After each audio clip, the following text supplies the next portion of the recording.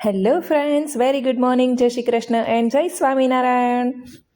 આજનો વ્લોગ કંઈક સ્પેશિયલ રહેવાનો છે, એટલે છેલ્લે સુધી બન્યા રહેજો. અને જો તમે મારી ચેનલ ઉપર નવા હોય તો મારી ચેનલને સબસ્ક્રાઈબ કરવાનું ભૂલતા નહીં. નીચે સબસ્ક્રાઈબનું બટન છે, એ જરૂરથી પ્રેસ કરી દેજો.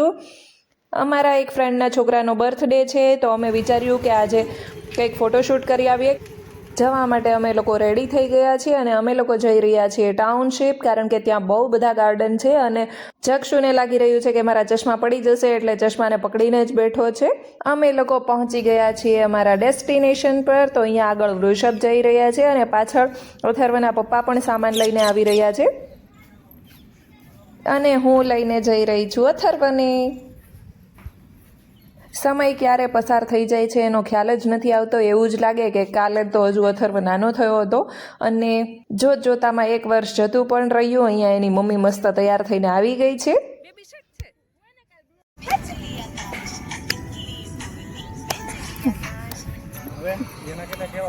નાના છોકરાઓના ફોટા પાડવા એ સૌથી અઘરું કામ છે, કારણ કે એ લોકો એક જગ્યા પર જોતા જ નથી. આપણે જે જગ્યા પર ફોટો પાડતા હોઈએ એનાથી બીજી બાજુ જ એ લોકોને જોવું હોય છે.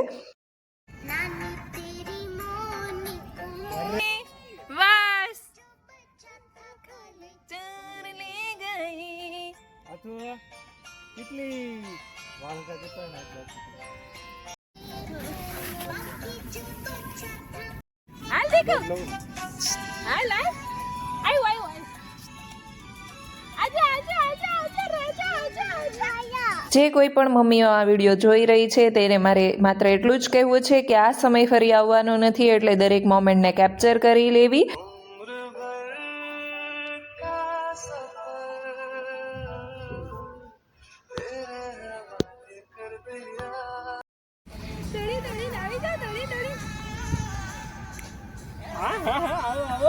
फोटो हारो આવે वाला वीडियो ले आना. तू है तो लगता है सब मिल गया है मुझे. तेरे अलावा दुनिया से और कुछ नहीं चाहिए मुझे.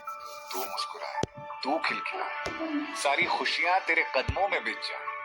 बस इतना ही मांगना है मुझे रब से. ચાલો હવે થોડા ફોટા પડી ગયા છે અને ઘર તરફ પાછા ચાલીએ, કારણ કે હવે અથર્વને સુવાનો ટાઈમ થઈ ગયો છે. તો બધો સામાન સમેટી લઈએ. બેગમાં જો હવે નીંદર આવી, સમજા ઘરે જઈને હુડાવી દેવો સીધો. આમાં હાય હાલા ફટાફટ લઈ જ લ્યા. લાવો એકાદું લેવડાવ. આ વાલ એટલે જ હું બાકી લેતો. ચક્ષુ પણ 2.5 વર્ષનો થઈ ગયો છે, તો અમે વિચાર્યું કે થોડી વાર અથર્વના કપડાં ચેન્જ થાય છે ત્યાં સુધી ચક્ષુનું પણ ફોટોશૂટ કરી લઈએ. તો અમે મા દીકરાએ પણ ફોટોશૂટ કરાવ્યું. લાગે છે અથર્વ પાછો મૂડમાં આવી ગયો છે.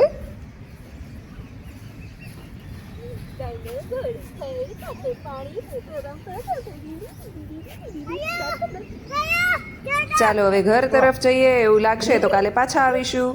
આજે બીજો દિવસ થઈ ગયો છે અને અમે લોકો આજે પાછા એના એ જ ગાર્ડનમાં આવ્યા છીએ, કારણ કે એના બા અને દાદા બંને આવ્યા છે.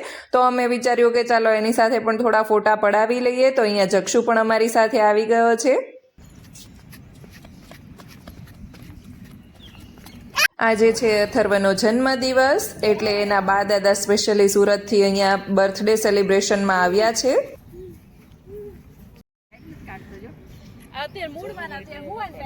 નીકળતા એ લોકોને થોડું લેટ થઈ ગયું હતું, તો અથર્વને અત્યારે પાછો સુવાનો ટાઈમ થઈ ગયો છે અને અથર્વ સામું નથી જોઈ રહ્યો, કારણ કે એને ઊંઘ આવી રહી છે.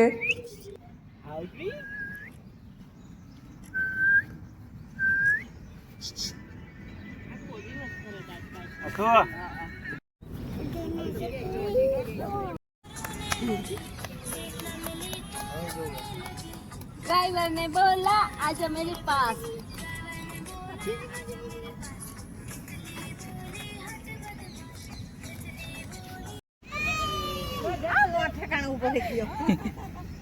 બધા જ બાળકોનો ફર્સ્ટ બર્થડે જ સ્પેશિયલ હોય છે, કારણ કે આ 1 વર્ષ દરમિયાન બાળક જેટલું આપણી પાસે રહ્યું છે એટલું ક્યારે પણ નથી રહેવાનું. જન્મતાની સાથે જેને હેન્ડલ કરવું બહુ અઘરું થતું હતું, એ આજે હસવા લાગ્યો છે, ચાલવા લાગ્યો છે. આ 1 વર્ષ દરમિયાન એ પૂરેપૂરું જ આપણી ઉપર ડિપેન્ડ હોય છે, ખાવા પીવા સૂવા, ટોટલી બધી જ રીતે. અને હવે પછીનો ટાઈમ એવો આવી જવાનો છે કે એ પોતાની રીતે જ બધું કરવા લાગશે. એને વોચ જ જોઈશે. એના કાન વૃષભ અને હાર્દિક ખૂબ જ સારા ફ્રેન્ડ છે, તો અમે વિચાર્યું કે બંનેના જે છોકરાઓ છે એને પણ સાથે બેસાડીને બાળપણની યાદી રહે એ માટે ફોટો પડાવી લઈએ. હા સાઈલ છે માહિતી નથી નિરાલને ઘરે હતું. ચાલો, ફોટોગ્રાફીનું કામ તો પતી ગયું હતું અને ફોટા પડાવીને ઘરે આવી ગયા હતા. જક્ષુને સુવડાવી દીધો છે અને બપોર પછી સેલિબ્રેશન માટે હોટેલ જવાનું છે, તો અત્યારે થોડું ઘરેથી જ પ્રિપેર કરીને જઈએ એ રીતનું અમે વિચાર્યું હતું. તો 2 દિવસમાં જે ફોટા પડાવ્યા હતા એની પ્રિન્ટ આઉટ કઢાવી લીધી છે.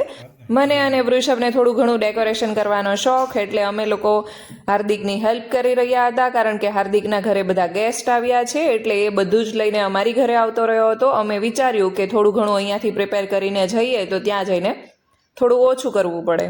એણે 1 to 12 મંથ સુધીના ફોટાની પ્રિન્ટ કઢાવી છે, તો એ લગાવવાના છે. અને એણે એક થીમ વિચારી રાખી હતી, એને અકોર્ડિંગ કરવાનું હતું, એટલે બલૂન્સ તો ત્યાં જઈને જ ફૂલાવીશું. એની એક કઝિન આવી હતી, એણે પણ અમારી બહુ બધી હેલ્પ કરી હતી.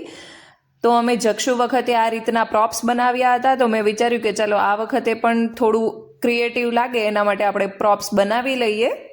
તો મેં બધા પ્રોપ્સ બનાવી લીધા છે અને આ બધું કરતી હતી તો મને જક્ષુના બર્થડેની યાદ આવી ગઈ. તો મેં વિચાર્યું કે ચાલો તમારી સાથે પણ શેર કરું. તો મેં અહીંયા જક્ષુના બર્થડેની થોડી જૂની ક્લિપ નાખી છે, એ તમે જરૂરથી જોજો. અને જો તમને મારો વિડીયો પસંદ આવ્યો હોય તો સબસ્ક્રાઈબ કરવાનું ભૂલતા નહીં. બધા જ છોકરાઓને પહેલો બર્થડે ખૂબ જ સ્પેશિયલ હોય છે, એટલે ફર્સ્ટ બર્થડે તો સેલિબ્રેટ કરવો જ જોઈએ.